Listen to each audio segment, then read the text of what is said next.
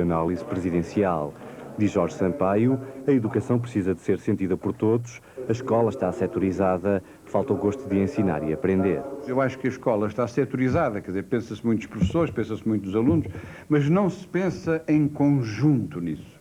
E eu acho que isso é que hoje é fulcral, quer dizer, não é possível pedir à escola que ela resolva o problema da toxicodependência. Não é possível pedir à escola que ela substitua a família. Mas é preciso pedir à família, à escola, às autarquias, às entidades, às empresas que olhem para a escola como um lugar onde o contributo é fulcral. Para Jorge Sampaio há muito que fazer pelo ensino. Falar de propinas não é o mais importante. O que está em cima da mesa são reformas que têm a ver com o financiamento do ensino superior, com a avaliação do ensino superior, que felizmente se fala muito, com a entrada e a saída para o primeiro emprego. Isto é que são questões fulcrais do ensino superior. Dentro disto aparece a questão da propina. Bom, quer dizer, é uma das questões que terá que ser equacionada num contexto geral. Não vamos isolar a propina como uma questão fundamental para o futuro do país. Entre viras e passeios pela cidade de Viana, o Presidente da República não se esqueceu de reafirmar que é preciso, com a devida celeridade, começar a modernização do Estado e das regiões, aproximando o poder das pessoas. A propina é apenas um capítulo do projeto de lei que quer mudar profundamente o ensino superior. O ministro Marcelo Grilo já tem pronto o projeto de financiamento do ensino superior. O governo vai rever o regime de atribuição de bolsas e a fórmula de financiamento. Os estudantes vão poder recorrer a empréstimos que começarão a ser pagos 2 anos depois de terminarem o curso. O governo chama-lhes empréstimos para autonomizar os estudantes. Numa primeira fase não podem ir além do salário mínimo nacional por mês. O reembolso desses empréstimos começa a ser feito 2 anos depois do fim do curso, com juros bonificados. Mas se o estudante ainda não estiver a trabalhar, o prazo pode ser alargado. O projeto altera ainda o regime de atribuição de bolsas. O estudante terá de assinar uma declaração de honra, para além da entrega dos comprovativos dos rendimentos da família. O mesmo regime passa a valer para um ensino superior privado. Agravam-se as penas para os prevaricadores, que podem ir desde a anulação da matrícula até uma coima entre 50 a 1000 contos. O estudante bolseiro só pode chumbar 1 ano, tem ainda de provar um aproveitamento mínimo. Até ao fim da legislatura, o Governo pensa em investir cerca de 14 milhões de contos em residências de estudantes, o que equivale à criação de mais 5.000 camas. Por outro lado, o Estado vai assinar contratos com as universidades por períodos de 3 a 4 anos. Compromete-se a dar apoio financeiro a projetos de inovação e à criação de novos cursos em áreas que deles precisem. Serão ainda assinados contratos por períodos entre 5 a 7 anos, com vista a ajudar as universidades em projetos de expansão física. A polícia bielorrussa deteve ontem mais de 100 pessoas, entre as quais líderes da oposição e jornalistas. Foi a resposta a uma manifestação na capital. Mas a população não se cala e hoje voltou a sair à rua. Os protestos juntaram cerca de 20.000 pessoas. Repetindo um cenário já habitual, esta foi a segunda grande manifestação na capital da Bielorrússia nos últimos 2 dias. Mas desta vez, as autoridades fiéis ao presidente não fizeram qualquer detenção, depois de ontem terem prendido cerca de 100 pessoas durante uma outra manifestação contra o autoritarismo presidencial de Alexander Lukashenko. Gritando liberdade e independência, abaixo Lukashenko, os manifestantes desafiaram abertamente uma lei assinada há 10 dias pelo presidente do país que proibiu a pronúncia de todo o tipo de slogans que possam humilhar as autoridades do Estado, bem como o direito de manifestação.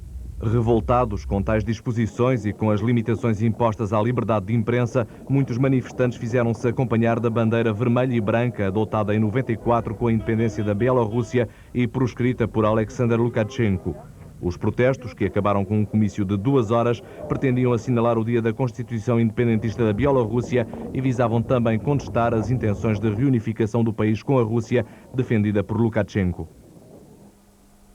A União Europeia vai enviar uma missão à Albânia para tentar acabar com o caos que se vive no país. Mas os 15 ainda não chegaram a acordo quanto ao envio de uma força de manutenção da paz. As reuniões informais dos ministros dos negócios estrangeiros vão continuar amanhã na Holanda. Na Albânia, a situação agrava-se hora a hora. A população civil está a fugir em massa do país. O adeus à Albânia.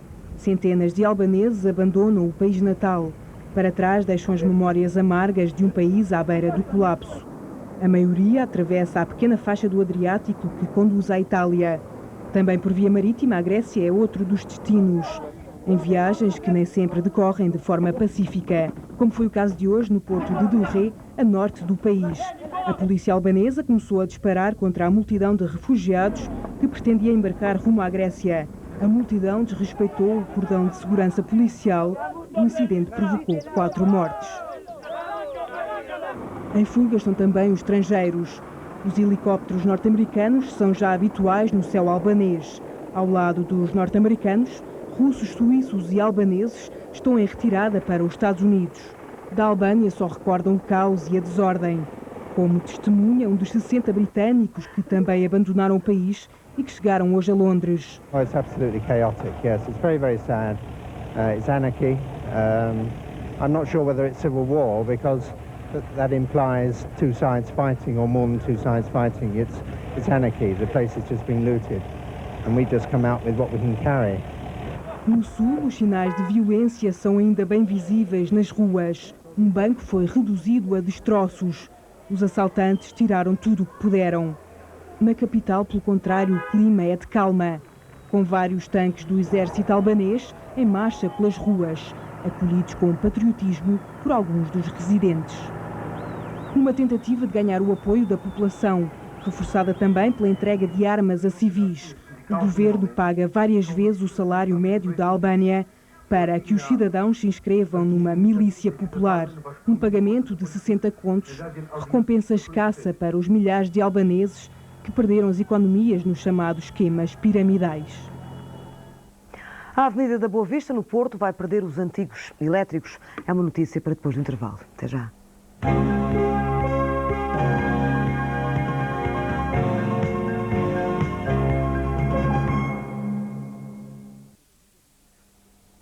Há alguns anos, o Papa Paulo VI proclamou São Bento padroeiro da Europa. Por isso, anualmente, a cidade do Santo, Núrcia, em conjunto com a Ordem Beneditina, organiza uma homenagem a São Bento. Uma tocha é acesa numa capital europeia e depois levada até a Itália. Este ano, Lisboa foi a cidade escolhida. Depois de uma missa na Sé, a antiga Primeira-Dama, Maria Barroso, acendeu a tocha.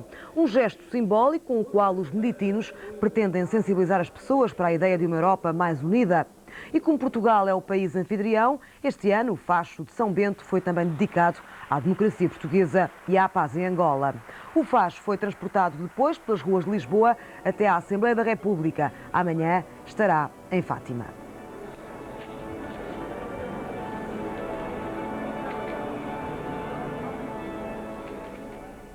A Avenida da Boa Vista, no Porto, vai deixar de ser percorrida pelos característicos carros elétricos, uma decisão da Câmara Municipal e da Sociedade de Transportes Coletivos do Porto. O desaparecimento da linha do elétrico faz parte do plano do reordenamento urbanístico da avenida. Desde o princípio do século que os elétricos descem e sobem a Avenida da Boa Vista. A viagem demora no mínimo 20 minutos, mas há quem não se importe. Eu prefiro o elétrico ao autocarro. O autocarro é mais confortável. O autocarro é, nada a fazer uma viagem mais rápida. Tem a possibilidade também de poder sair dos trilhos quando há uma avaria ou qualquer coisa do género, enquanto o elétrico não tem essa possibilidade. Mas é agradável, principalmente estando assim o tempo bom. As reformas na principal avenida do Porto é que não se compadecem com a lentidão dos elétricos, cuja rentabilidade também já não é a de outros tempos. Por isso, o desaparecimento da linha está decidido. Há um ano, quando começou a ser questionada a viabilidade da circulação dos elétricos, nós apresentámos à Câmara exatamente essa proposta de dizer que realmente não tinha grande viabilidade a continuidade do transporte e carro elétrico na Avenida da Boa Vista. Não há solução capaz para a Avenida da Boa Vista sem se fazer uma profunda remodelação no atravessamento, nos atravessamentos e, por outro lado, na passagem dos elétricos. Os elétricos são, na Avenida da Boa Vista, um fator distorcedor do desenvolvimento urbano. Hoje em dia são apenas 8 os carros elétricos em serviço na Avenida da Boa Vista. Os utentes também são poucos, mas fiéis a este meio de transporte. Se tiram isto, tira toda a beleza da cidade. Tem pena? Eu tenho pena, já moro aqui há 32 anos. O pessoal entrar aqui e disse que isto é uma pena acabar, não é? Mas eles é que sabem, não sei. Acho que é bonito e gosto muito. Tenho pena que acabe. Para apreciadores e turistas vão ser mantidas as linhas que ligam o Castelo do Queijo à Igreja de São Francisco e a restauração ao Carregal. O Coliseu dos Recreios encheu esta noite para ouvir a voz quente de Cabo Verde. Descalça, Cesária Évora deliciou todos com as mornas e coladeiras do último disco, fazendo ainda algumas incursões em temas mais antigos.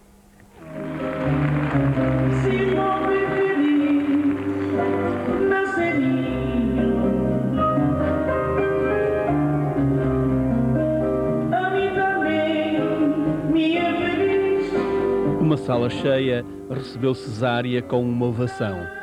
O espetáculo permitiu a Cesária Évora apresentar em palco o seu último disco intitulado justamente Cabo Verde.